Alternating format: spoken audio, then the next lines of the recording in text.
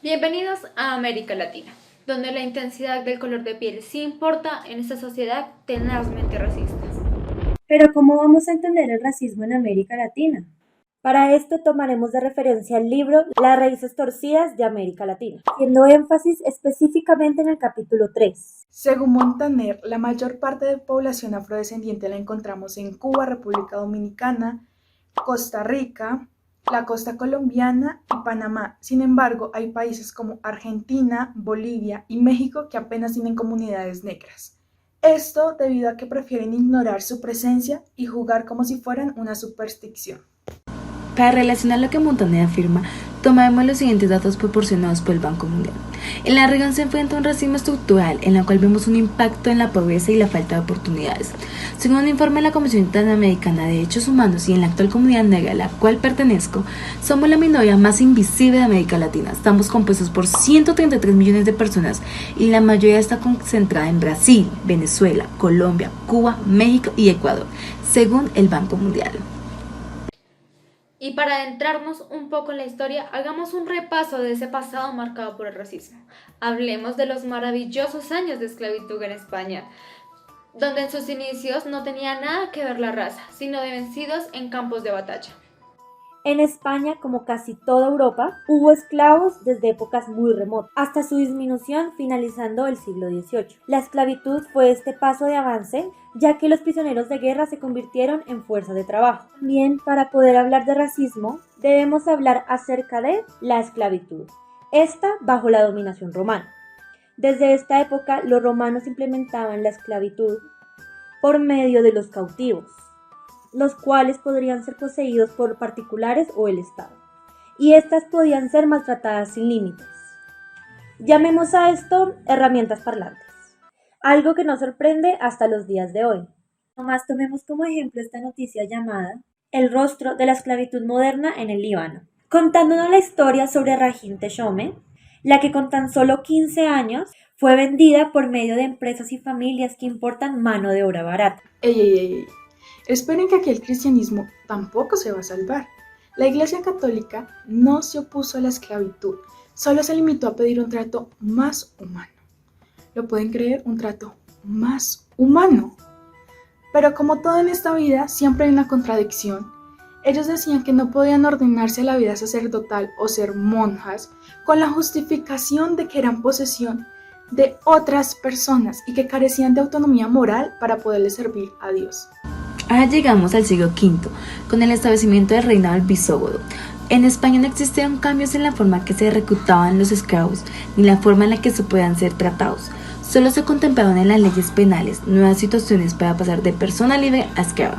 Introdujeron asimismo algunas medidas compasivas, como antes de mutilar a un esclavo se debía conseguir el permiso de una autoridad principal, o sea, el duque o el conde. Entonces, la única forma que no me podían matar era pedir compasión por alguien superior a mí, y eso si se le daba la gana de no matarme y perdonarme la vida. En fin, la hipocresía. Ya con la invasión musulmana en casi toda España en el siglo VIII, llegó la consecuencia más importante a nivel étnico, ya que se consolidó las importaciones de esclavos negros. Sin duda, este es un acontecimiento sin consecuencias a nivel social. Llega una nueva época de conquista y la llegada de barcos cargados con miles de negros provenientes de lo que hoy conocemos como Senegal, Biafra, Ghana, Nigeria, Benín, Togo, Dahomey, Camerún, Congo, Gabón, Angola y Mozambique, donde llegaban a trabajar directamente en las plantaciones. En Europa hasta el siglo XVI se empezó a hablar de tolerancia y respeto a los derechos humanos. Hasta ese entonces, Sandra, dinos, ¿cuántos africanos cruzaron el Atlántico para ser sometidos a los horrores de la esclavitud? Pues según Thomas, él contabiliza algo más de 11 millones, de los cuales 4 millones llegaron a Brasil, 2,5 a las posesiones españolas, especialmente a Cuba, 2 al Caribe inglés, 1.600.000 a las colonias francesas, medio millón a las holandesas, otro medio millón a Estados Unidos y Canadá, y unos 200.000 a las islas europeas del Atlántico. Este número impresionante de humanos fueron asignados a diferentes tareas en ese entonces. El trato que sufrieron los esclavos negros fue considerada peor que la que sufrieron los indios. ya que después de ser capturados y caminar durante semanas llegaban a un punto de embarque. Allí eran encadenados, mal alimentados y acumulados unos encima de otros, teniendo que revolcarse en sus propios fluidos. Cuando la mercancía, los negros, llegaban a América, eran desembarcados y marcados con un hierro candente con las iniciales de su propietario.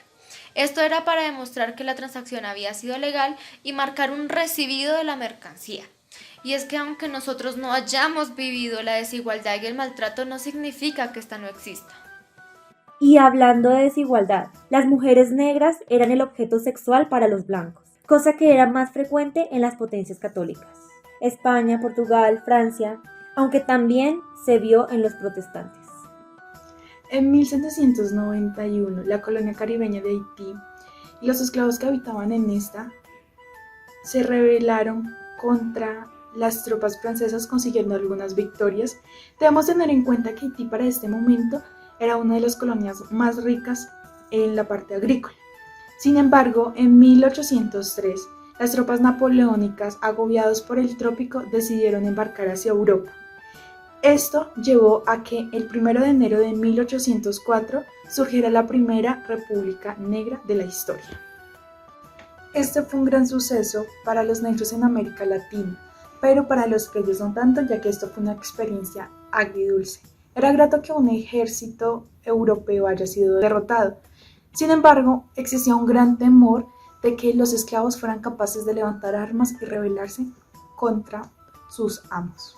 En 1806 se ve la potencialidad del conflicto racial, donde los ingleses toman la ciudad de Buenos Aires y los negros se rebelan, donde Juan Martín, un criollo que hace frente a los invasores, recurrió a los negros esclavos libertos, los cuales sirvió como ejemplo para José de Martín en la independencia de Chile, Sucre en Bolivia y Juan José Flores en Ecuador.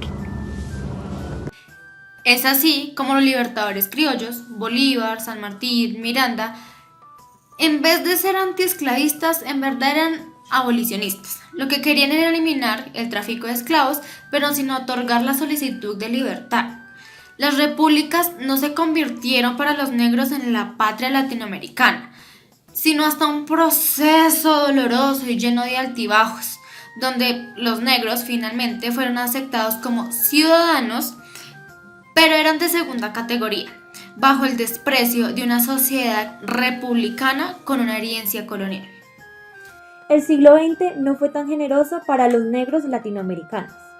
En Cuba hubo una guerra racial, en Venezuela el cesarismo democrático, en Panamá con la construcción del canal se propuso privar de la ciudadanía a los inmigrantes negros. Y la mayor expresión de racismo fue en Santo Domingo en los años 30. Con el dictador Leonidas Trujillo. Ya para concluir esta historia de nunca acabar, que está más larga que las mentiras de mi ex, vamos a hablar sobre el método de producción de esclavista, en la cual se consideran los sujetos oprimidos como objetos del trabajo.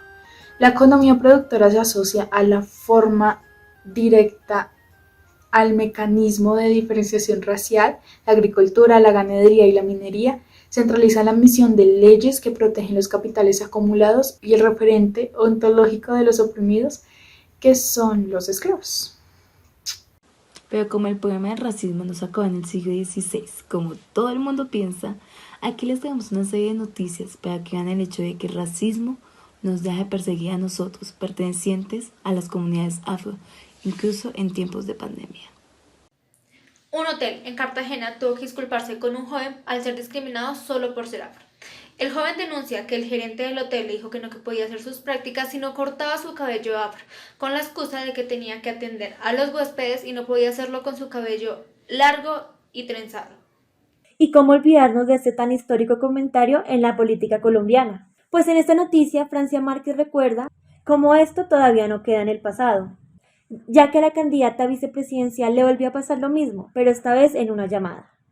Eso sucedió a principios de este año, donde hay indignación por el arresto de un joven negro por parte de la policía de Estados Unidos.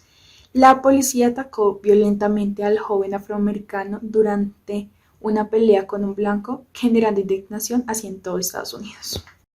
Indignante. En Suecia algunos eligen su médico por el color de piel. Muchos pacientes de ese país tienen actitudes racistas con sus médicos. En tiempos de crisis sanitaria, esta infame actitud racista suele poner en riesgo más de una vida. Tostada y quemada. Estos son los mensajes que denuncia la señorita Miss Canadá, Nova Stevens, por medio de sus redes sociales, ya que su Instagram ha sido llenado de estos mensajes racistas. Y en el mundo del fútbol es el mismo panorama, ya que hubo una polémica por supuesto comentario racista de Mourinho hacia un jugador. Para concluir, la última noticia se trata del actor Óscar Murillo, quien denunció que sufrió racismo por parte de una entidad bancaria. Esto debido a que ellos le pidieron quitarse algunos accesorios que llevaba en el momento de generar una diligencia. Él textualmente dijo: "No nos mata el coronavirus, nos mata el racismo". Sin embargo, el banco ya se disculpó por este acto de racismo que había sufrido. Besos. Y en esa sociedad donde el racismo sigue pasando de castaño oscuro, se olvidó que lo negro no siempre es malo.